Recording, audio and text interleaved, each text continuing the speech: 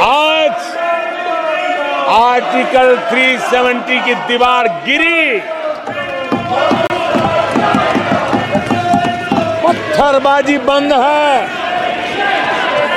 लोकतंत्र मजबूत है और लोग बढ़ चढ़ करके भारत के संविधान में भरोसा करते हुए, भारत के तिरंगे झंडे पर भरोसा करते हुए, भारत के लोकतंत्र में भरोसा करते हुए बढ़ चढ़ करके मतदान करने के लिए आगे आ रहे हैं।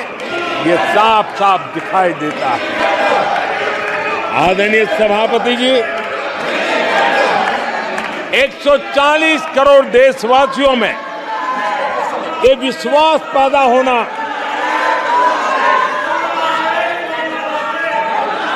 ये उम्मीद और जब विश्वास जगता है तो विकास का वो ड्राइविंग फोर्स बन जाता है। इस विश्वास ने विकास का ड्राइविंग फोर्स का काम किया है। आदरणीय सभापति जी, ये विश्वास विकसित भारत संकल्प से सिद्धि का विश्वास है। आदरणीय सभापति जी, जब आजादी का जंग चल रहा था और जो भाव देश में था, जो जोश था, उत्साह था, उमंग था, जो विश्वास था कि आजादी लेके रहेंगे, आज देश के कोटि कोटि जनों में वो विश्वास पैदा हुआ है, जिस विश्वास के कारण आज विकसित भारत होना एक प्रकार से उसकी मजबूत नींव इस चुनाव में शिलान्यास हो चुका है। जो ललक आजादी के आंदोलन में थी, वही ललक विकसित भारत के इस सपने को साकार करने में है। आदरणीय सभापति जी, आज भारत के लक्ष्य बहुत विराट है और आज भारत को एक ऐसी स्थिति पे 10 साल में पहुंचा है कि हमें खुद से ही स्पर्धा करनी है, हमें ही अपने पुराने रिकॉर्ड तोड़ने हैं और नेक्स्ट लेवल पर हमें हमारी विकास की यात्रा को ले जाना है।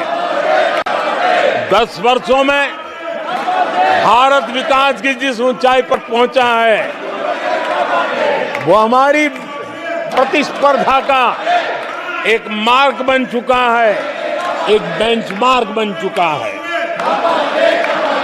पिछले 10 साल में हमने जो स्पीड पकड़ी है, अब हमारा मुकाबला उसी स्पीड को और ज्यादा स्पीड में ले जाने का है और मेरा विश्वास है देश की इच्छा को हम उसी गति से पूरा करेंगे। आदरणीय सभापति जी, हम हर सफलता को, हर सेक्टर को नेक्स्ट लेवल तक ले जाएंगे। आदरणीय सभापति जी, 10 सालों में भारत की इकोनॉमी को 10 साल के अल्पकाल में हम 10 नंबर से इकोनॉमी को 5 नंबर पे ले गए हैं। अब हम नेक्स्ट लेवल पर जाने के लिए जिस गति से निकले हैं, अब हम देश की इकोनॉमी को नंबर 3 पर ले जाएंगे। आदरणीय सभापति जी, 10 सालों में हमने भारत को मोबाइल फोन का बड़ा मैन्युफैक्चरर बना दिया, भारत को मोबाइल फोन का बड़ा एक्सपोर्टर बना दिया। अब यही काम इस हमारे टेन्योर में सेमीकंडक्टर और अन्य सेक्टर्स में हम करने जा रहे हैं। दुनिया के महत्वपूर्ण कामों में जो चिप्स काम में आएगी, वो चिप्स मेरे भारत की मिट्टी में तैयार हुई होगी। मेरे भारत के नौजवानों की बुद्धि का परिणाम होगा, मेरे भारत के नौजवानों के परिश्रम का परिणाम होगा। ये विश्वास हमारे भीतर है। आदरणीय सभापति जी, हम आधुनिक भारत की तरफ भी जाएंगे। हम विकास की नई ऊंचाइयों को, लेकिन हमारी जड़ें जमीन से जुड़ी रहेगी। हमारे पैर देश के जनसामान्य की जिंदगी से जुड़े रहेंगे और हम 4 करोड़ गरीबों के घर बना चुके हैं। आने वाले इस टेन्योर में तेज गति से 3 करोड़ और घर बना करके इस देश में किसी को भी घर के बिना रहना ना पड़े, ये हम देखेंगे। आदरणीय सभापति जी, 10 साल में विमेन सेल्फ हेल्प ग्रुप में हमने देश की कोटि-कोटि बहनों को एंटरप्रेन्योर के क्षेत्र में एक बहुत सफलतापूर्वक हमने आगे बढ़े हैं। अब हमने उसको नेक्स्ट लेवल पे ले जाने वाले हैं। अब हमारे विमेन सेल्फ हेल्प ग्रुप में जो बहनें काम कर रही हैं, उनकी आर्थिक गतिविधि इतनी बढ़ाना चाहते हैं, उसका इतना विस्तार करना चाहते हैं कि हम बहुत कम समय में 3 करोड़ ऐसी बहनों को लखपति दीदी बनाने का संकल्प लेकर के चलने वाले हैं। आदरणीय सभापति जी, मैंने पहले भी कहा है, आज मैं फिर से दोहराऊं, हमारी तीसरी टर्म में इसका मतलब है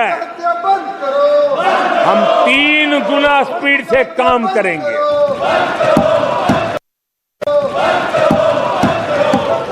हमारी तीसरी टर्म का मतलब है हम 3 गुना शक्ति लगाएंगे। हमारी तीसरी टर्म का मतलब है हम देशवासियों को 3 गुना परिणाम ला करके देंगे।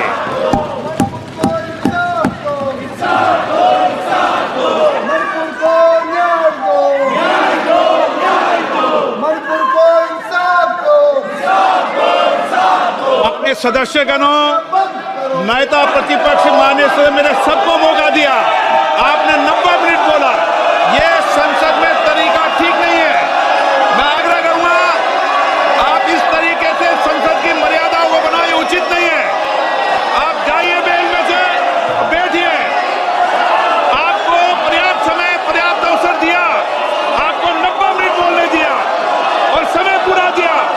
आपकी सभी सदस्यों को बोलने का अवसर दिया, लेकिन आप जब सदन के नेता बोलते हैं, जिस तरीके का व्यवहार करते हैं, ये संसदीय परंपराओं के अनुरूप नहीं है। और ये इतनी बड़ी पार्टी जो लेकर आप चल रहे हो, उसकी परंपराओं के अनुरूप भी नहीं है। ये 5 साल ऐसे चलने वाला नहीं है। माननीय प्रधानमंत्री जी, आदरणीय सभापति जी,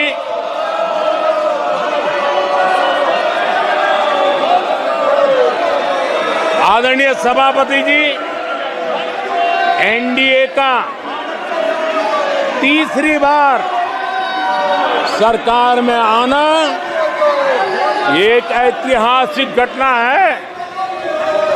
आजादी के बाद ये सौभाग्य दूसरी बार इस देश में आया है और 60 साल के बाद आया है।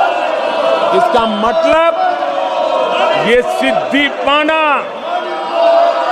कितना कठोर परिश्रम के बाद होता है, कितना अभूतपूर्व विश्वास संपादन होने के बाद होता है।